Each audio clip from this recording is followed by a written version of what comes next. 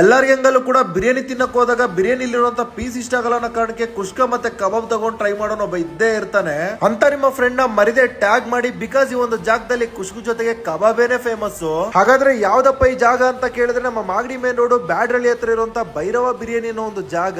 ಈ ಒಂದು ಹೋಟೆಲ್ ಶುರುವಾಗಿ ಸುಮಾರು 15 ವರ್ಷ ಆಗಿದೆ. ಬೆಳಿಗ್ಗೆ 11 ಗಂಟೆಗೆ ಒಲೆ ಆದ್ರೆ ನೈಟ್ 11 ಗಂಟೆವರೆಗೂ ಕಂಟಿನ್ಯೂಸ್ ಆಗಿ ಬ್ಯಾಚ್ ವೈಸ್ ಅಲ್ಲಿ ಬಿರಿಯಾನಿನ ಪ್ರಿಪೇರ್ ಮಾಡ್ತಾನೆ ಇರ್ತಾರೆ.